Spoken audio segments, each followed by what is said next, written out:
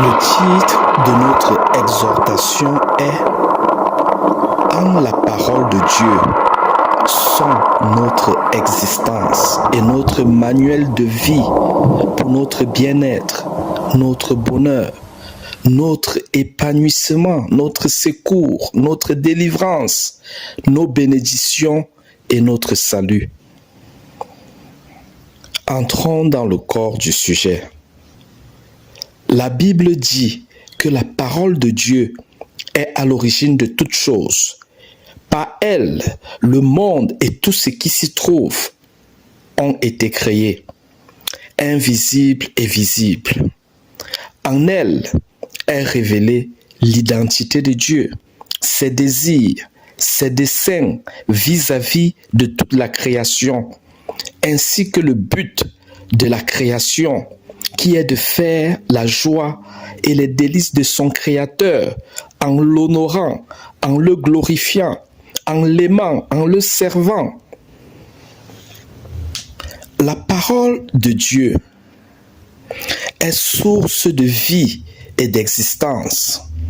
En elle est révélée la sagesse et la science de Dieu. La nature de la parole de Dieu est spirituelle.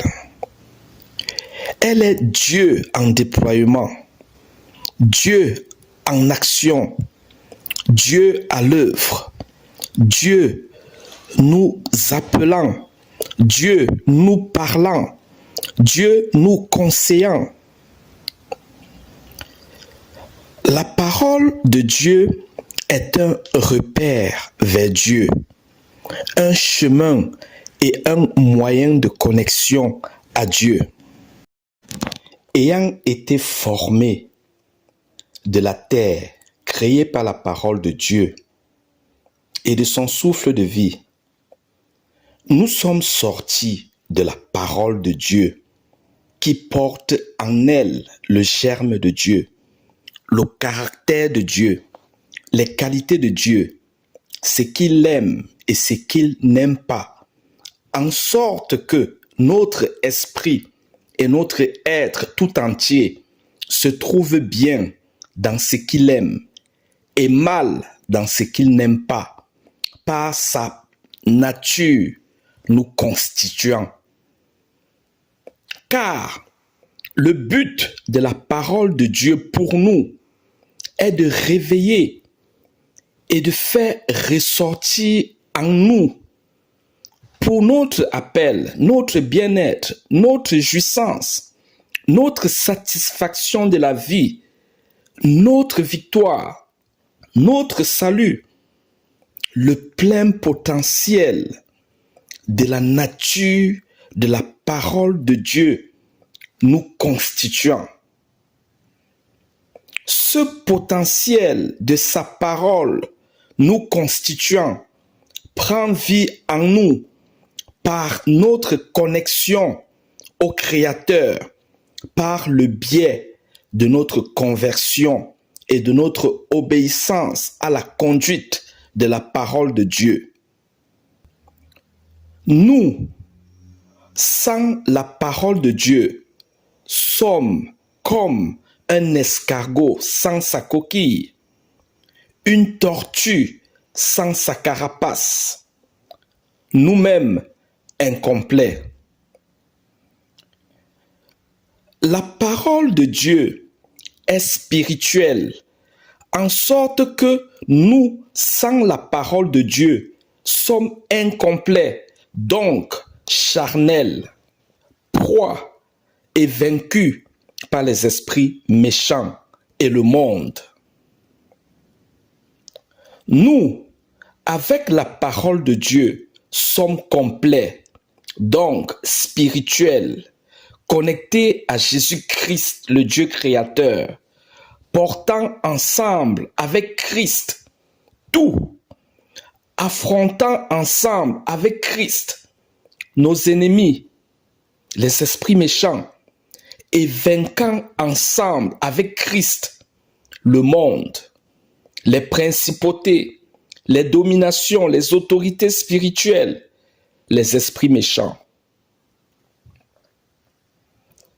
Le but de la parole de Dieu pour nous est de nous apprendre à nous connecter à Christ et de demeurer en lui afin qu'il demeure en nous et afin que nous manifestons l'amour par l'amour de Christ vivant en nous.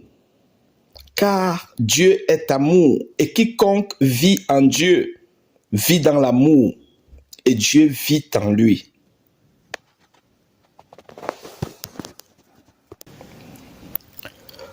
Pour marcher sur ce chemin et établir une connexion à Dieu, cela requiert notre méditation sur la parole de Dieu afin d'apprendre à prier selon sa volonté. Dieu lui-même a éprouvé sa parole et il rend témoignage à sa parole qu'elle est un appui sûr, un abri indestructible, une forteresse, une source de bénédiction pour quiconque fait d'elle son seul conseiller, son compagnon, son meilleur ami, son modèle, son confident. Car Dieu est dans sa parole et il veille sur elle pour l'exécuter dans la vie de quiconque l'aime et le met en pratique. De plus, Dieu est un Dieu jaloux qui hait l'incrédulité qui nous éloigne de lui pour nous attacher à un autre maître, pour nous détourner du processus de sa parole en une situation donnée. Jésus-Christ est le Dieu créateur. Il est la parole de Dieu. Il est le seul chemin, la seule vérité et la seule vie, en sorte que, hors de lui, c'est l'égarement, c'est-à-dire la perdition, le mensonge et la mort. Quiconque veut vivre la plénitude de sa raison d'être, de sa raison d'exister sur la terre, vient à Jésus-Christ. Le choix de Dieu pour notre vie est la parfaite vie dans laquelle nous jouissions de bien-être, de bonheur, de satisfaction de la vie et de salut. Jésus-Christ dit de nous que nous sommes dans le monde et que nous ne faisons plus partie du monde tant et aussi longtemps que nous demeurons en lui et qu'il demeure en nous. Car seul lui venait du ciel et n'était pas du monde, tandis que nous étions auparavant du monde quand nous étions sans lui. Et maintenant, par sa parole et son Saint-Esprit, il nous a donné le pouvoir de devenir enfants de Dieu par notre conversion, notre humiliation devant lui, notre obéissance à sa parole. Nous avons tout à gagner, à venir à Jésus-Christ et à l'aimer. Car Jésus-Christ nous rend au centuple l'amour que nous lui donnons. Parce qu'on l'aime, il nous bénit. Il prend soin de nous. Il veille sur nous. Il nous guide. Il fait venir dans notre vie chaque chose en son temps et en sa saison. Parce que nous l'aimons, il nous prévient toujours des dangers à venir. Il intervient toujours en notre faveur pour nous délivrer de la main de nos ennemis. Et il est toujours là pour nous réconcilier, rétablir la paix, la joie, l'amour dans notre couple, dans notre maison, dans notre famille. Car notre maison est sa maison et il habite avec nous et en nous par son Saint-Esprit parce que nous demeurons en lui.